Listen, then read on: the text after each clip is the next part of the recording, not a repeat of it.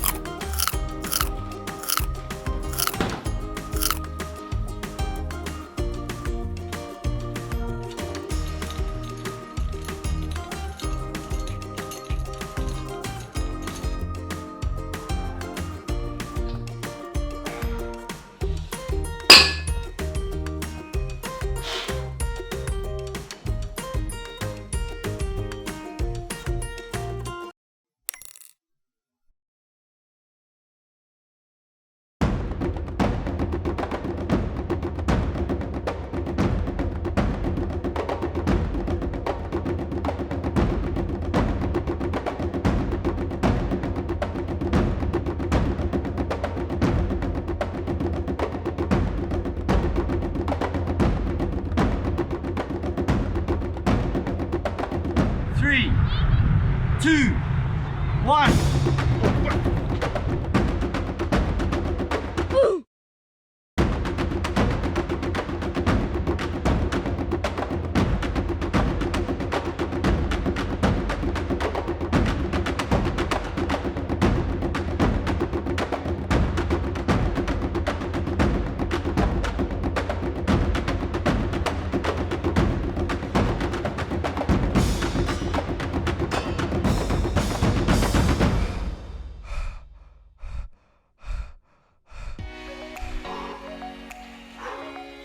Wow, that was a good race. Oh my word.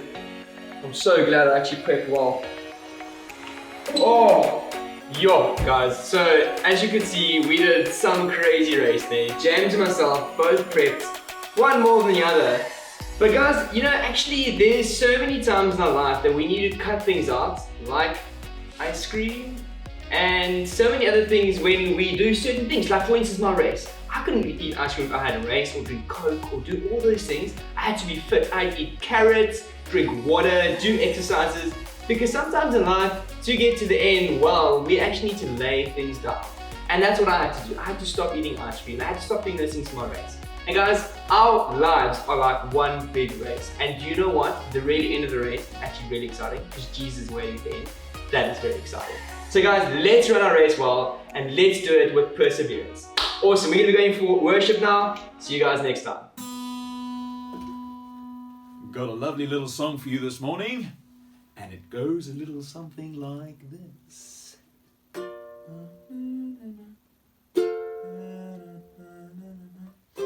Hang on, I'll get it now. Here it comes. P, P, P,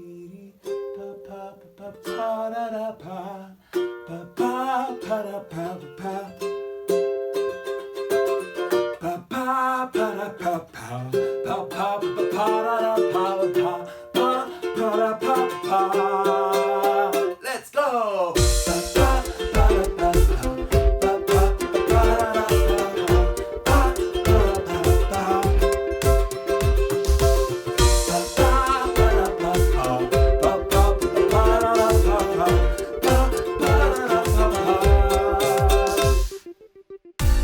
Decided to follow Jesus.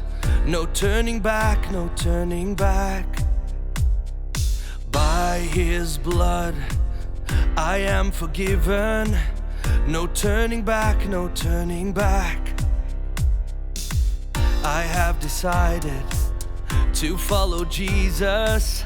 No turning back, no turning back. By his blood I am forgiven. No turning back, no turning back. Oh, oh, Christ in me, I'm gonna let him shine and show the world that Jesus is alive. Christ in me, I'm gonna let him shine and show the world that Jesus is alive. I have decided to live for Jesus. No turning back, no turning back. Your kingdom come, your will be done.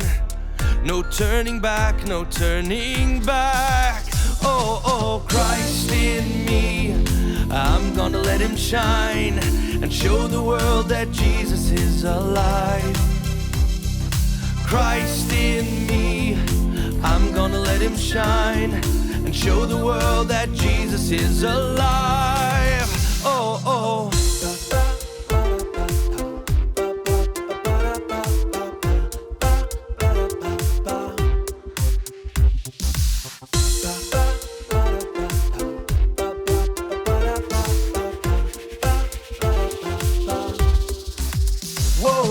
Christus in my, ek gaan hom laat skyn, vir die wêreld wys dat Jesus leef. Christus in my, ek gaan hom laat skyn, vir die wêreld wys dat Jesus leef. Christus in my, ek gaan hom laat skyn, vir die wêreld wys dat Jesus leef. Christus in my, ek gaan hom laat skyn, vir die wêreld wys dat Jesus leef.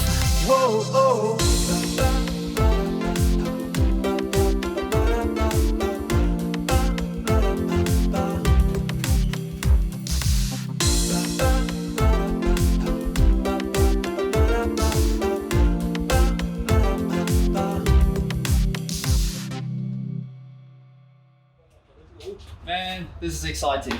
Okay, let's look at all these supplies. There's so much supplies, boys and girls, so much. So we've got to work out what it will cost us to build this house. Let me look at this price.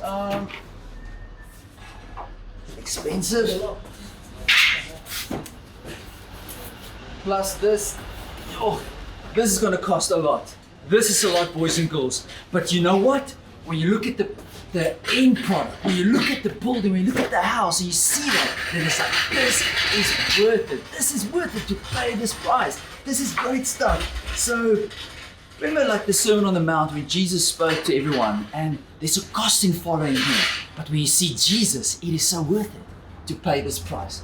To build this beautiful house and to pay these prices for this material, it's worth it because it's beautiful. We're going to go over to the Bible story now, so let's take it away.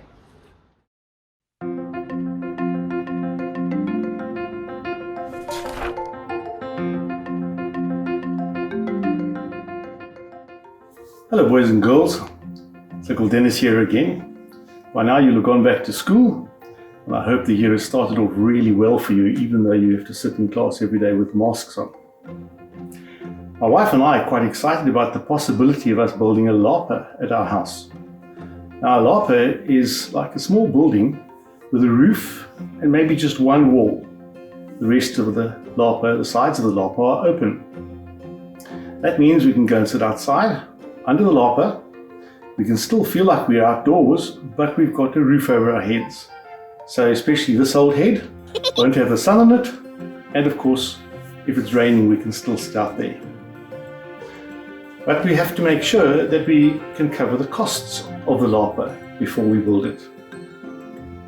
The costs are not just money, there are other costs involved as well. There's the cost of inconvenience. We won't be able to use the back door to go out to the back of the house while the builders are busy. We'll have to find some other way to go to the back because they'll be busy there. There's the cost of noise. Builders are not quiet.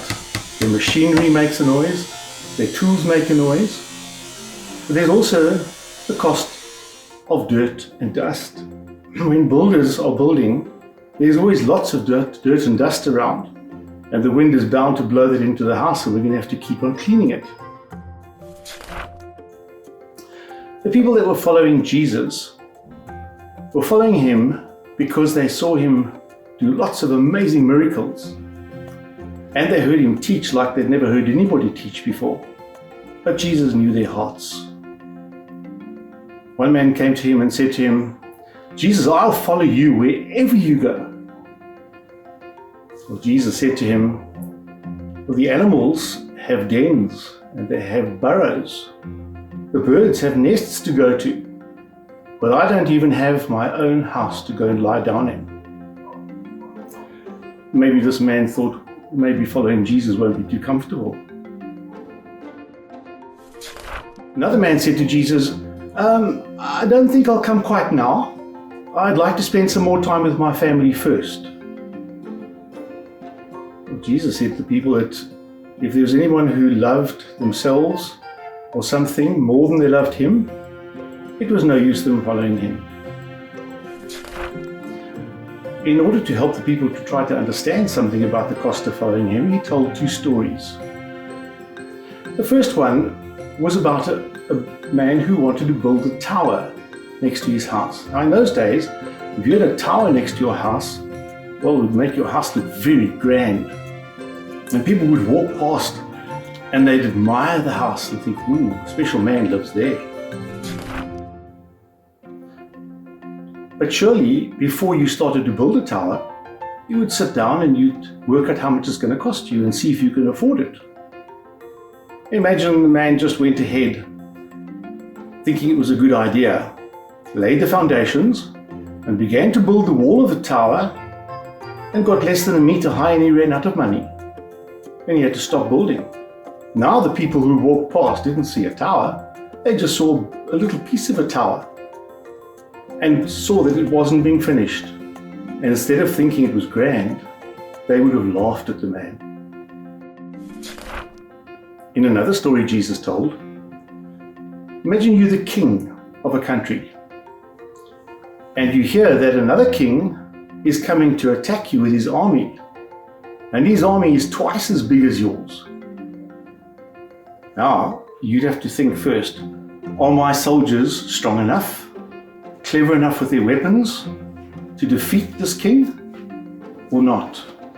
Because if not, well, you'd have to send a group of men to go and speak to him while he's still on his way and ask for peace. But Jesus said that to follow him, we need to give up everything. That means giving Jesus control of every part of our lives. That's not easy. You see, those wanting to follow Jesus needed to be willing to give up everything. And in return, Jesus said that he would give them real life, eternal life. People would have often seen the Romans leading prisoners out of the towns to be crucified. But those prisoners would be carrying a cross. You might remember when Jesus was crucified, there were two other men being crucified with him at the same time. And so when Jesus said to the people, if you want to follow me, you need to take up your cross every day and follow me. Well, that didn't mean that those people, that if you want to follow Jesus, we're going to be crucified every day. What Jesus was meaning was that every morning we need to put to death those things that God hates. Things like our selfishness, things like telling lies, things like taking things that don't belong to us, things like being nasty to other people, things like not showing our parents the respect that they are due. Those are the things that Jesus was saying we need to crucify. We need to put those things to death every single day if we want to follow him. Jesus said to the people, what good will it be if you actually have everything you want in this life, but then give up life with God in heaven? That's just not worth it. Peter was speaking perhaps on behalf of the other disciples as well when he said, Lord, we have left everything to follow you. Jesus just must have nodded his head because he said, and I'm promising you that those you have given up everything for me, I will make sure that you have everything you need and more. But something else is going to come with that. Persecution. But after that, life forever with God in heaven. How wonderful is that? Hello? Hi, George. Yes. Yes, yeah. Now I'm looking at the cost right now. Yes. It's pricey. Yes, I can't deny that. It is pricey. It's going to cost you. Yes, but it's worth it, George. It's worth it. If you see the house, if you're going to see it, it's not finished yet. I mean, like, we're still busy building, but if you see it, it'll be worth it. No. To cut corners, to make it cheaper? George, I don't think so. If you're going to cut corners and make it cheaper, you're not going to have the end product. You've got to pay the price. It's worth it, George. Yes, it is worth it. You're going to love it. You're going to love it. Okay, great. Okay, awesome. Okay, keep up. We'll keep at it. Thanks, man. Thanks, George. Cheers. Guys, man, to pay the price for Jesus is so worth it. He is the great price. He is the great one. And nothing that we can give is too little. We give everything. Jesus deserves everything in following him. So to build this house, Jesus says, before you build this tower, you need to consider the cost. And we look at the cost of following Jesus and we say, Lord, you are so glorious, you're so beautiful, you're so wonderful. It's worth paying the price. It's worth following Jesus. So let's do it. Let's not cut corners. Let's not try to build cheaply. Let's give him our everything. Let's go over to the Bible verse. Let's do it. Galatians 2 verse 20. I have been crucified with Christ. And so I no longer live to please myself, but choose to trust in Jesus who loves me and lives in me. Galatians 2 verse 20. I have been crucified with Christ. and so I no longer live to please myself. But choose to trust in Jesus who loves me and lives in me.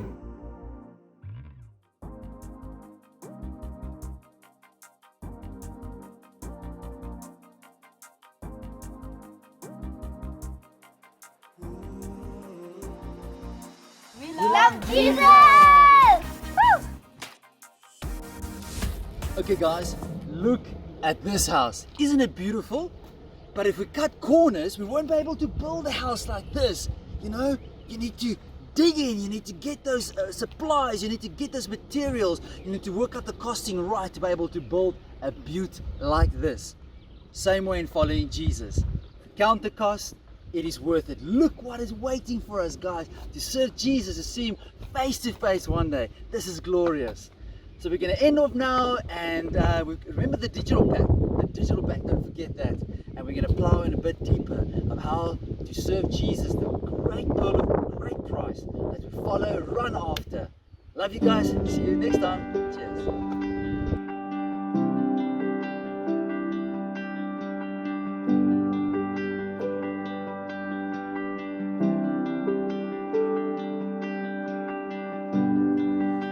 Worthy of every song we could ever sing, worthy of all the praise we could ever bring, worthy Worthy of every breath we could ever breathe, we live for you.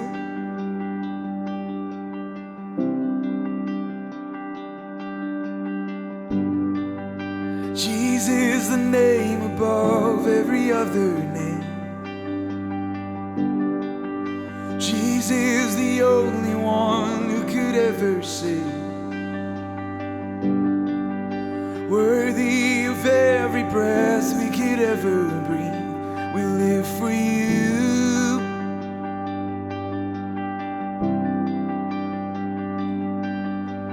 Holy, there is no one like you, there is none beside you. Open up my eyes in wonder, show me who you are and fill me with your heart and lead me in your love to those around me.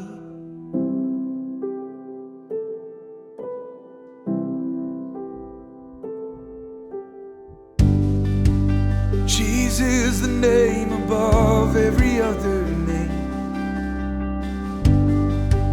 Jesus, the only one who could ever save. Worthy of every breath we could ever breathe, we live for you.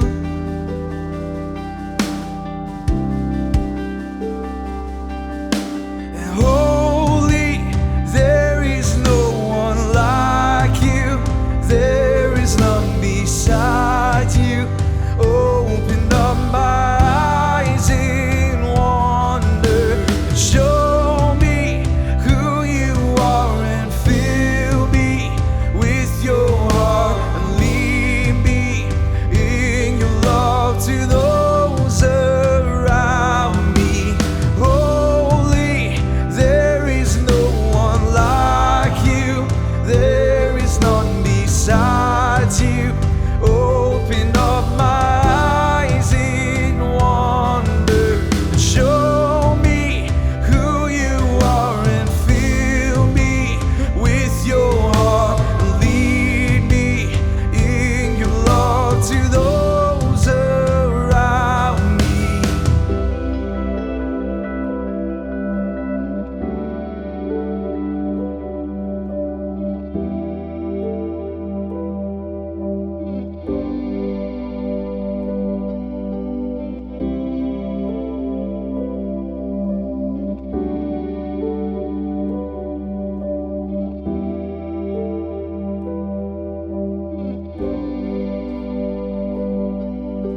And